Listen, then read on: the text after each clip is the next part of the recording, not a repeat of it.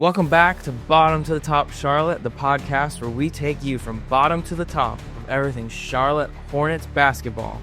I'm Jesse. We've got a packed episode for you today. That's right, Jesse. I'm Ryan, breaking down recent games to All-Star voting, maybe even an apology to one of our favorite players on the Charlotte Hornets coming today. We're covering it all, so let's dive in. So, Jesse, I think, we've talked about how this podcast is all about, obviously, Hornets basketball, but covering things from the bottom to the top. So maybe we kick things off with maybe a low point in our first episode. Yes, and, if I'm being real, that's probably something I'm going to struggle with throughout this podcast. But I think it's a good challenge for all of us fans. So I guess to start out the episode, I would like to personally apologize to Miles Bridges. So Miles, if you're out there, I want you to hear this. I want to clarify it. Last time I did question whether or not you really believed this, and you stuck with it. So yeah, I think, I was probably just sticking with the bit a little, but Miles Bridges comes back from an injury, one of his first games back, and really proves himself as to why he plays so well with this team. Inevitably lost the game, but he had 24 points in 28 minutes, 6 rebounds, 4 assists, and shot over 50%. That's in this last game against the 76ers. Against the 76ers. Right, but against the Bulls, he came back and played that game as well. And while he didn't shoot particularly well, he defended on the ball really well, got to the bucket, drew fouls. So from your perspective, where is Miles Bridges an integral part of this team? I think so. And, just before we kind of get into everything, the Hornets have struggled, I think, without LaMelo, but being a fast-paced team. And we saw going into halftime against the 76ers what happens when this team can get out and run. We had 2 back-to-back lobs to Miles Bridges and really kind of gotten them back into the game. And I think if LaMelo, Mark Williams weren't on minutes restrictions still, I think LaMelo only played like 25 minutes in that game. And still had a double-double, by the way. But I think we could have won that game. We just started the fourth quarter terribly after kind of cutting it close in that third quarter. But the end of the half is what propelled us to keep it close. And when you can kind of open up your offense, when you can get out running like that on the fast break. Yeah, so maybe let's dive into that Hornets versus 76ers game. We'll go back to the Bulls game that was played just about a week ago. Obviously, we've got a game tonight, Thursday, and then again against Philadelphia on Friday. So let's go back to this 76ers game.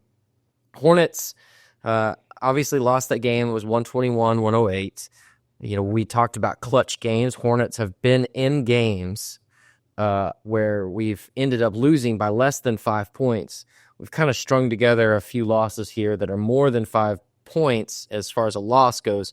But we were in the game super late into this one. It's because of free throws and fouls and kind of missed opportunities there late. The score stretched a little bit. So again, we're in the game, but LaMelo came back from his calf injury. Jesse, what did you see in LaMelo's energy? What did he bring back to this team that we can look forward to? Yeah, I think first for me, playmaking.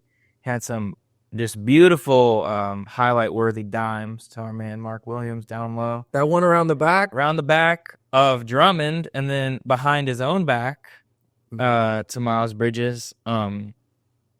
I just think that is just instant points for us when we're struggling. I think we've seen struggling to kind of get into some offensive sets.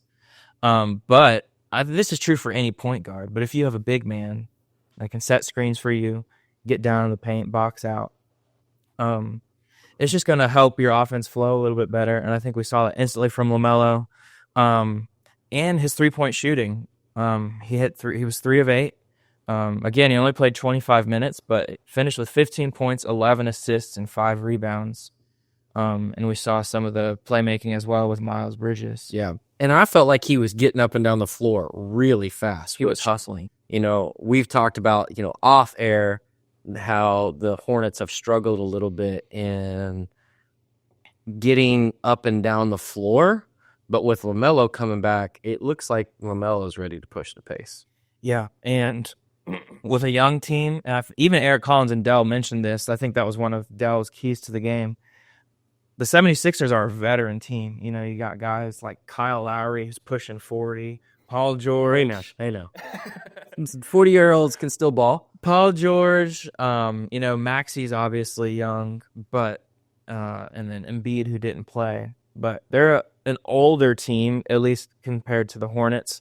And that's one way that you can win those games is when you push the court, push the pace of the game, get out running. I think it makes it easier for the Hornets to run their offense when they're running fast. Similar to, in a way, when you see young quarterbacks in the NFL, when you do a fast-paced offense, it kind of helps them settle in a little bit when you go no huddle and things like that. But and the big thing is it doesn't give the defense a chance to set up. Yeah. And older guys like Paul George, who went off again against the Hornets. Obviously, Maxey went off too, but Paul George, if he didn't come out of the game hardly at all in that first half. Yeah. I think I forgot how many points he ended with. I know it was more. 33. It was 33. 33, 8, and 5. And looking at this, what stands out too, Paul George, Tyrese Maxey, and Kelly Oubre played 39 minutes in that game. 39 minutes. And at one point, they were the only three people who had scored in the first half. Mm-hmm. I remember that. And so, other than maybe a bucket or two by a couple people. And so, Kelly Oubre kind of came in and crushed our hearts a few times. Former Hornet. Yep. But just came in and does what Kelly Oubre does well, which is play tough, shoot well, play a lot of minutes. Yeah. So Miles Bridges obviously led the team with 24 points. On the opposite side, Maxey put up 40. And, I think he was at 30 going into the fourth. He had another 10. Yeah. Towards the end of that game, too, I think you could even see Charles Lee frustrated with some of his players. The game was already over, and we were still fouling. Yeah. So he got to the line. He got a couple free ones there. Yeah. But still, he played like he dropped 40 for sure. Mm-hmm. Yeah. But each of those guys hit 6 3-pointers. So you've got, 36 points just in threes. Yeah. From those two guys. And so we've got to do a little bit better of closing out. Obviously, we know the mid-range game is gone in the NBA. So everything is going to be drive all the way to the hoop, or it's going to be a three. So there's really no reason to play tight, especially when you got a guy like Mark Williams and Nick Richards in the paint. Maxey's going to slow down. Yeah. Paul George is still going to get his. He'll shoot a mid-range, but Maxey's going to slow down. So play tight out there on the wings, and maybe you can, Mm-hmm. Yeah, they shot 42% from three. We shot a little bit better than we did in Chicago. We were 31%. We led in blocks. Mark Williams had a couple really nice blocks there, even on a three-pointer closing out. I just got his hand up there. We led in assists as well, and bench points. We had 40 points off the bench. But yeah, I think the three-point defense in these last two games is kind of what has killed us. Right, and that's one of the things that we were saying is we got to guard out on the perimeter. And you got to keep your hands away, and obviously you got to give room for when shooters come down so you don't get those three-point freebies. But you can play tight defense. And, yeah.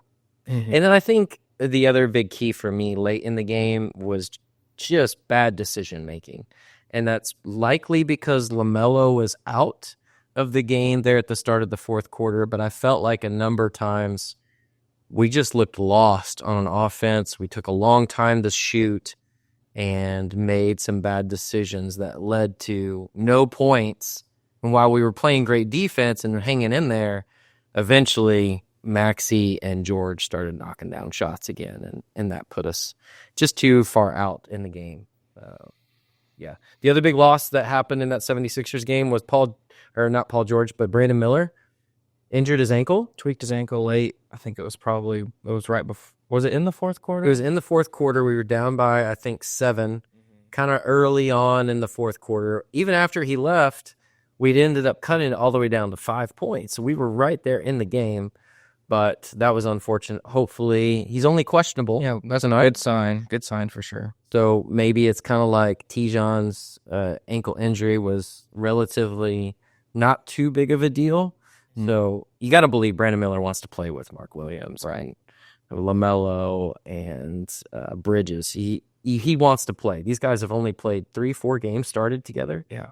And In order to make a push, we got to start getting these guys together. And the minutes restrictions and then little tweaked ankles like this, if he's going to be out tonight, is just going to further delay. You know, we've already, 19 games now we've lost. We got to put our foot on the gas here and string together some wins. And I think we can start that with the game tonight. Yeah.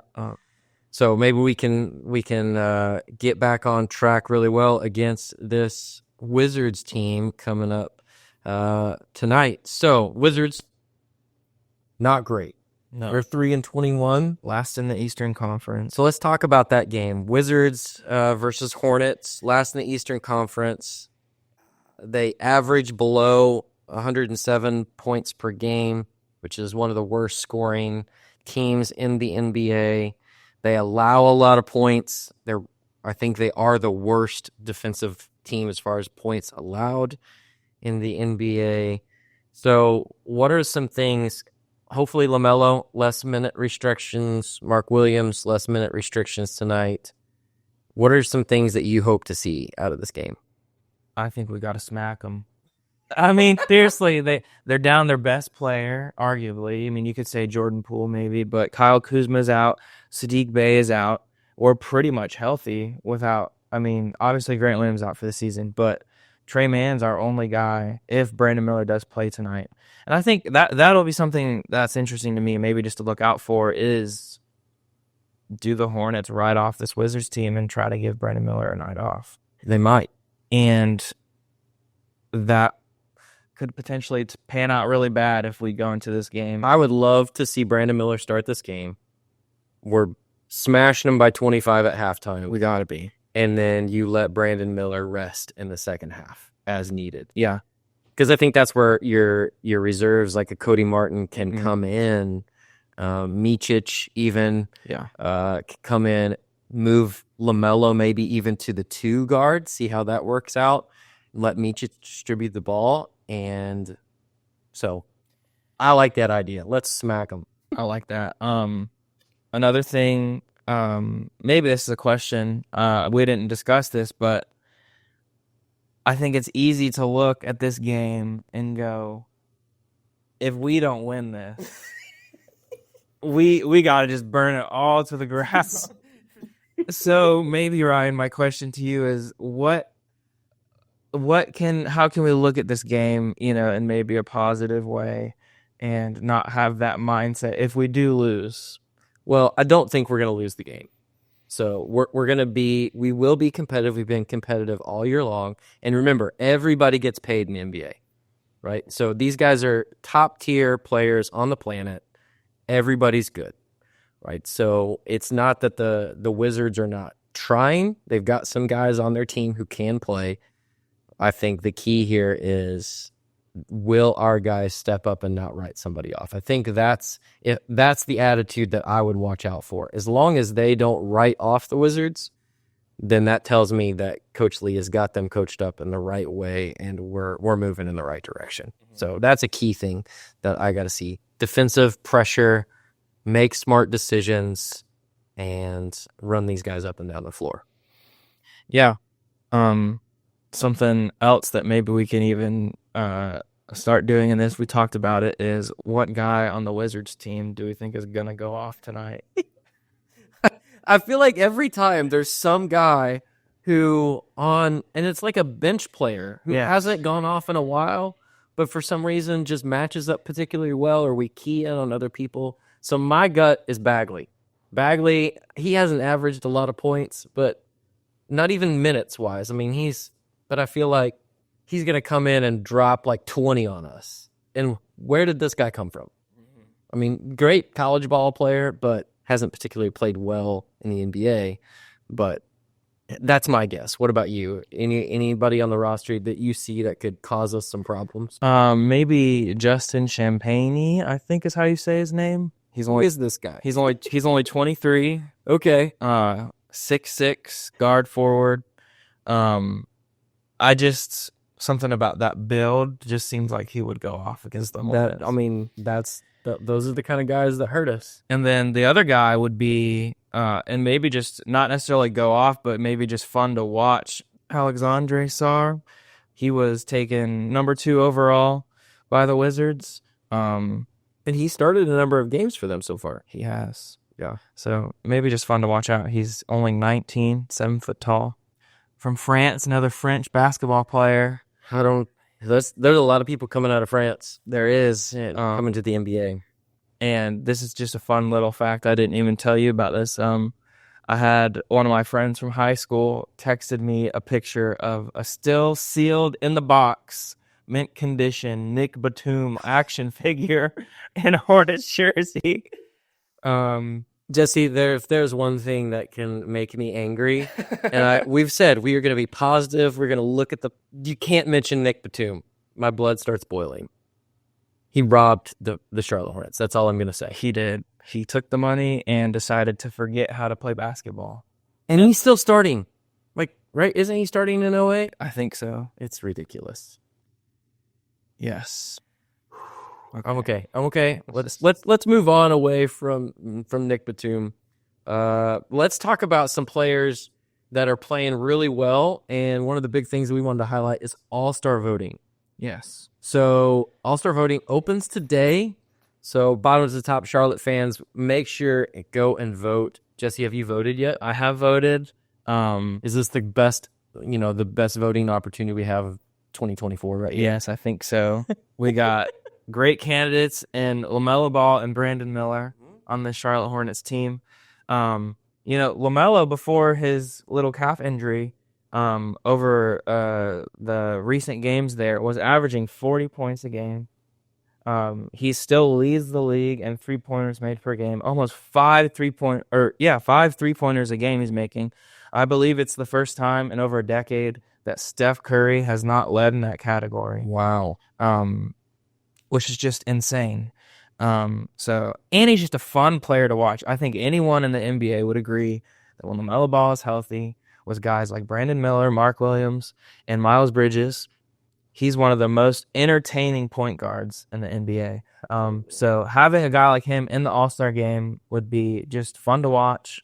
And then Brandon Miller as well is emerging. I think probably could have made the All-Star game last season even. Played in the Rising Stars because he was a rookie. But those are my 2 guys from the Hornets for sure. But I will say I voted for the entire starting lineup of the Hornets to be in the All-Star game. Josh Green in there? Josh Green. Bridges? I even, I did a second vote from a different account and put Grant Williams even though he's injured. Wow. I think I'm going to throw Diabate in there. I think that you could make a case for that.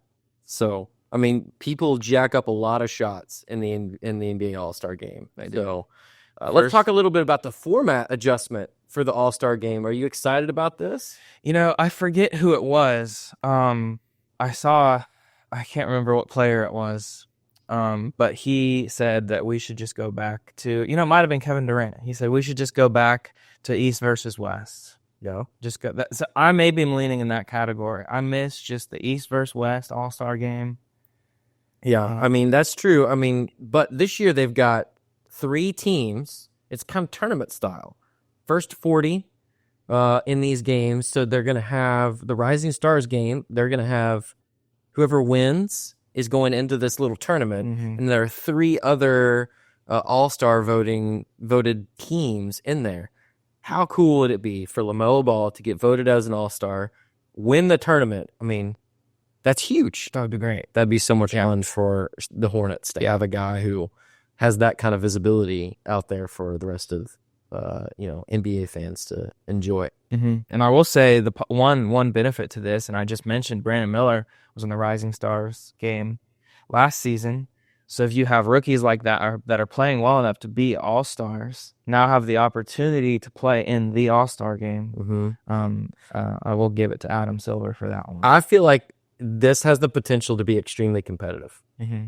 First to 40, I mean, this last Tuesday night, I was playing some basketball with some buddies, and we, you know, we had a lot of guys show up. So we had 17 people show up, and so it was like first to 12 or 10-minute games, and it was way more fun because we had a time limit, and you had to first get to certain points. And so I think there's the potential that defensively this could be a little bit more exciting, and these guys are not just jacking up 75-footers. Yeah, which has become the biggest critique of the All-Star game. But or NBA in general is this abundance of threes, but we can talk about that at another time. So I think I'm throwing Diabate in there as my extra.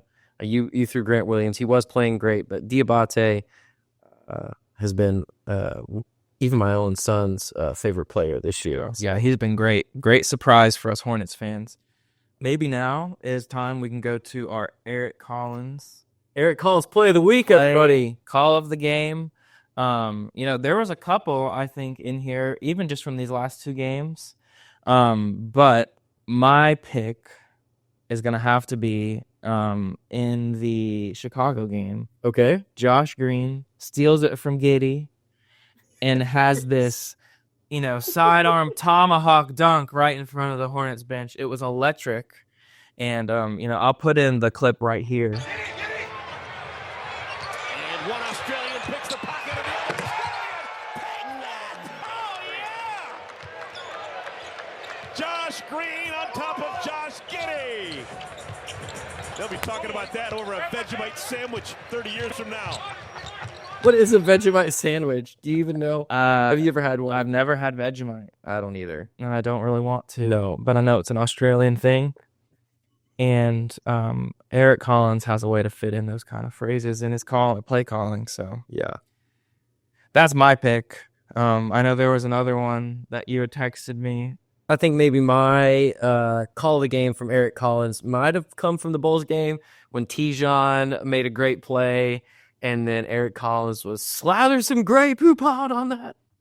That was great. That was pretty great. And then, of course, the kind of series of alley-oop dunks, those were great, against the 76ers that kind of brought the whole Hornets house, like kind of erupted. Yeah, there was a crowd pop there for sure. Yeah.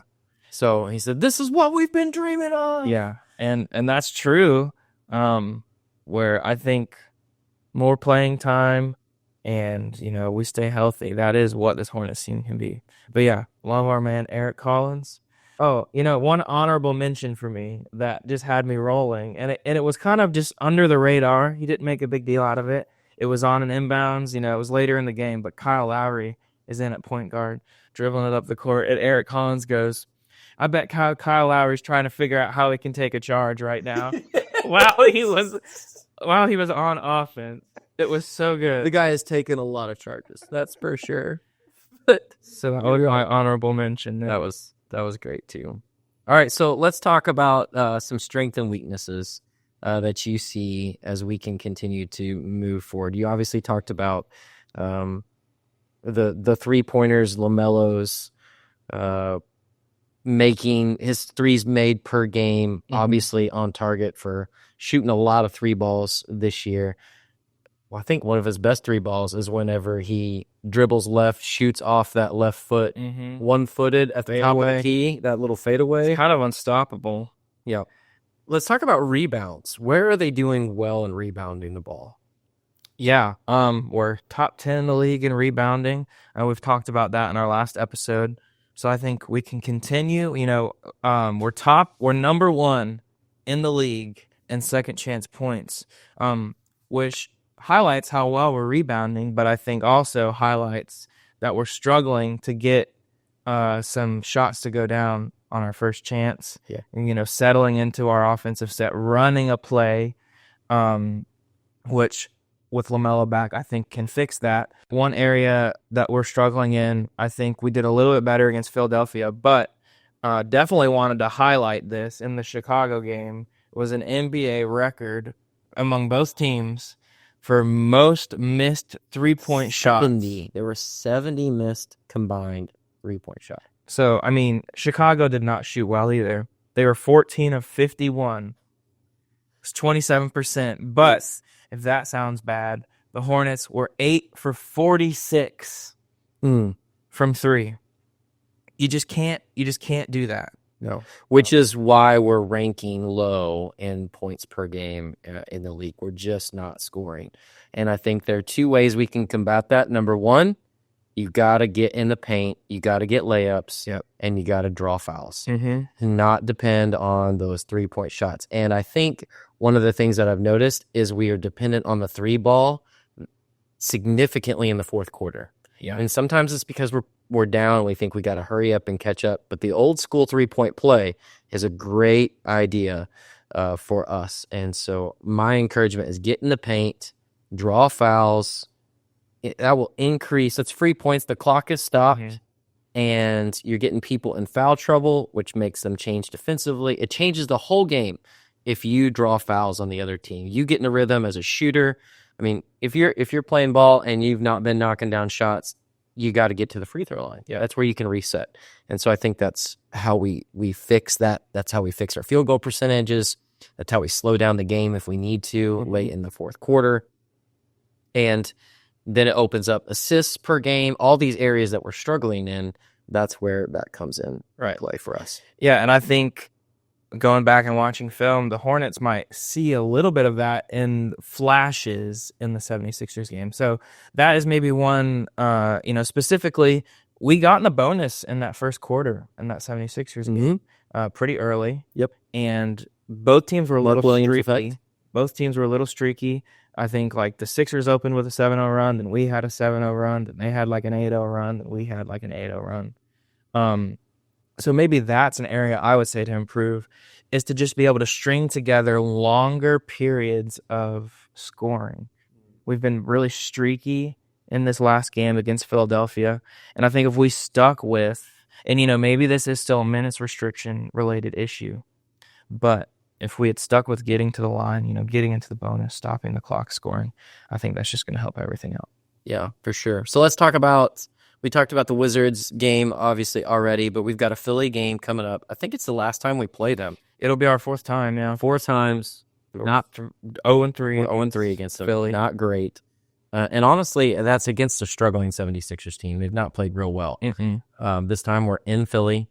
So that's a game coming up this week. And so what are some keys that you feel like now that we've seen them 3 times, just small adjustments that we can do to beat the 76ers? Yeah, I think guard Tyrese Maxey.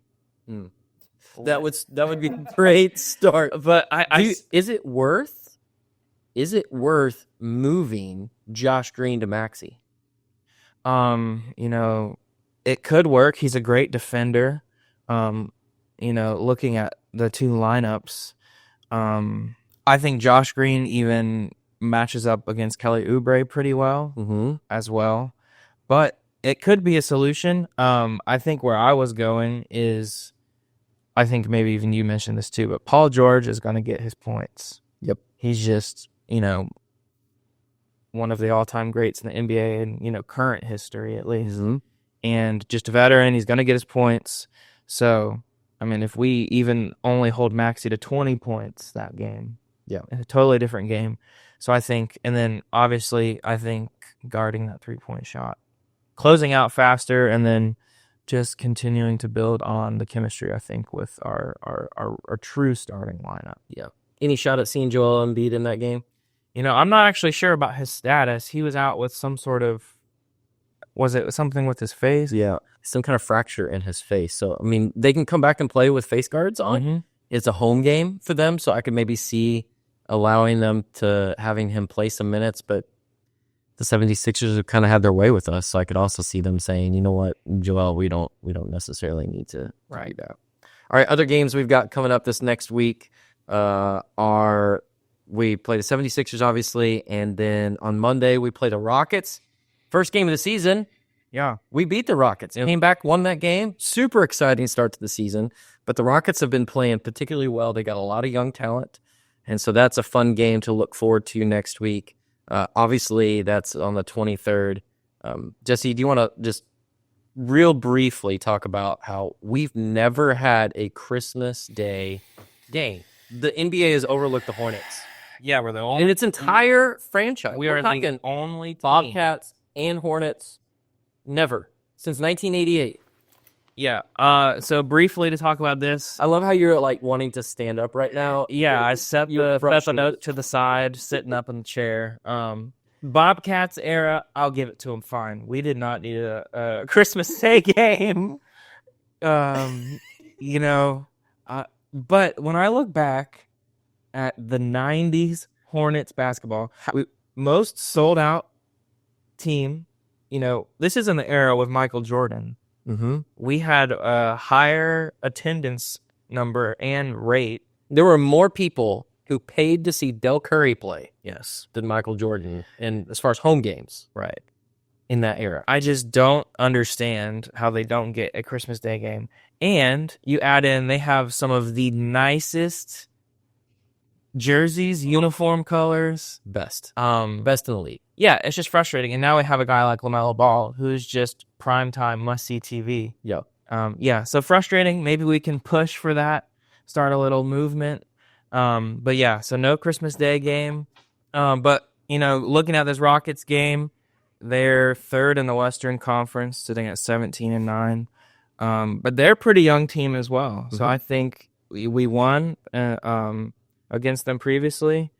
So maybe it's just a team that we match up against well. So Yeah, looking at the schedule, we've got some potential here to string together some wins.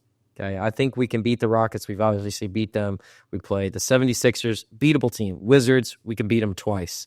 The Thunder could be a really tough game for us, but it is at home for that coming up here later in the month as well. So the Hornets can get back on track. Yep. Real quick. got to go now.